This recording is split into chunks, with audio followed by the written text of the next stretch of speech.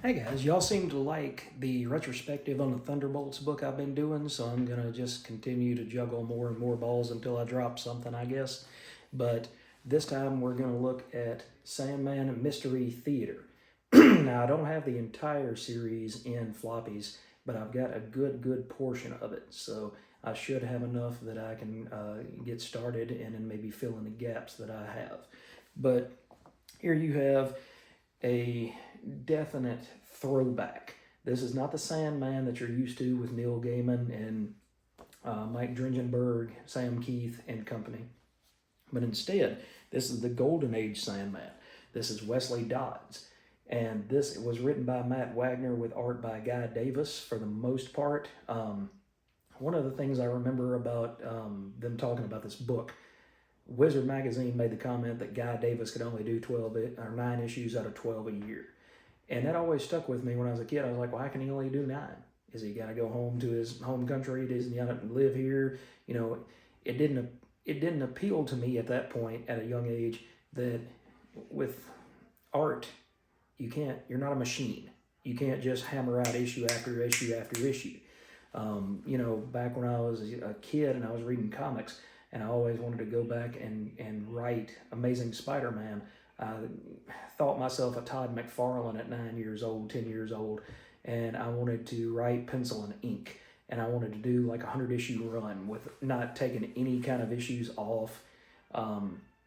It's kind of a selfish and narcissistic way of looking at things to say, I want to do a 100-issue run on Amazing Spider-Man, and I want to do it as writer, penciler, and inker, and I don't want to give anybody else a chance in those 8 years to work on the book. So, narcissism prevails, but unfortunately my comic career has not yet. So to get back to this, we have Sandman Mystery Theater, and at first it sounds like you're going to be watching a play. And I guess you could say that the way that it's set up, it could be a play, but the main thing is that you get to see all of the characters put together in here. And Guy Davis's artwork is a little bit, it takes a minute to get used to. It's simplistic, cartoony.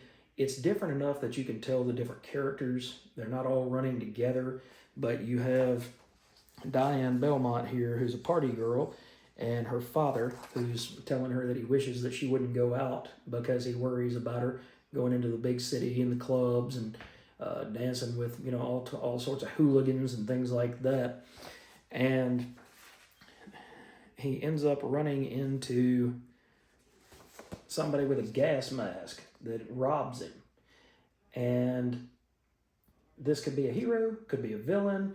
It's if you want to talk about a crossover that has not been done, but I think it would be done really well, is to have Sandman of this era crossover with Spider-Man noir. I think that would be great. I think that would be an amazing book because you could get to see the difference in world of Gotham at that time versus New York City, which it's based off of course.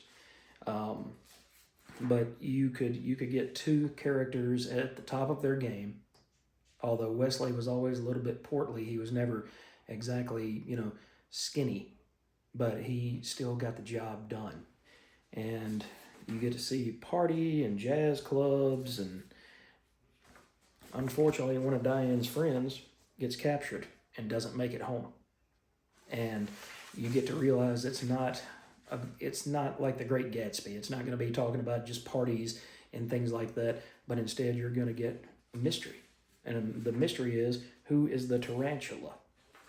And here's the meeting of Wesley Dodds and Diane, who immediately falls for Wesley, even though he doesn't seem athletic. He doesn't seem very exciting at all.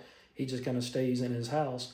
He's kind of like Bruce Wayne, except Bruce Wayne gets out and is very much a socialite, and Wesley Dodds is so much not. He is very much an introvert. He stays home all the time. He tends to his father's affairs, at least that's what he tells people.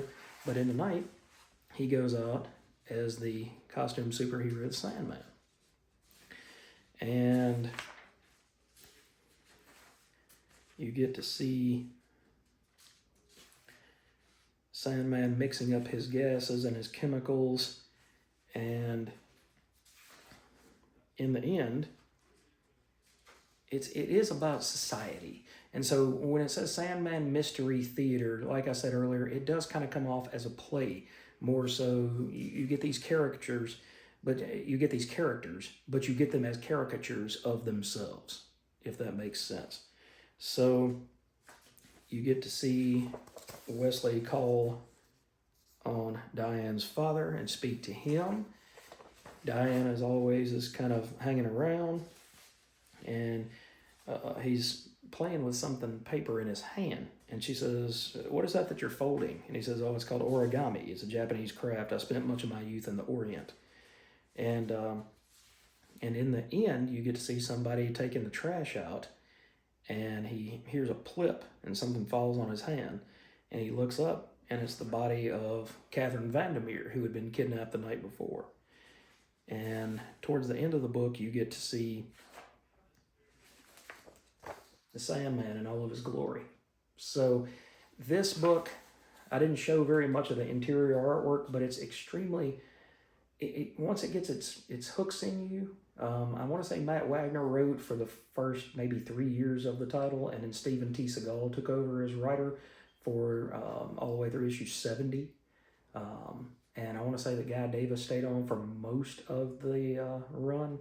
So you haven't really seen much else of Guy Davis. I think he penciled the Blair Witch book that Oni Press did, right around this book came out, looks like April of 93, so it would have been actually, I guess, March of 93.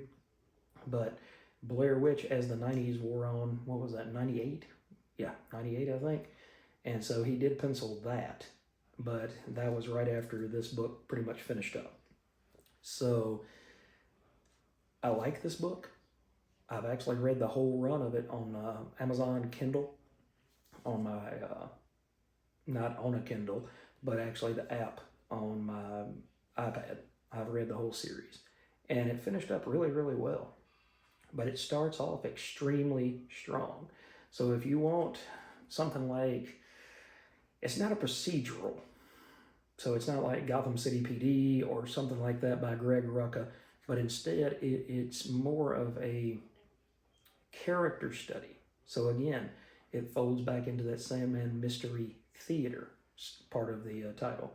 So, but if you want something set back in the 1920s, 30s, you get to see this hero at his beginning. You get to see, also one of the important parts is the part that Diane and Wesley and their relationship. I'm not going to say where it goes or that it is, it's not perfect, but it's got a little bit of romance mixed in there along with all the action.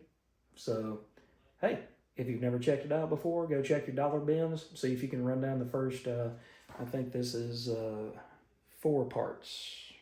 It says Act 1. I want to say most of the ones that Matt Wagner wrote, like I said, through the mid-30s, most of them were only part 1 of 4.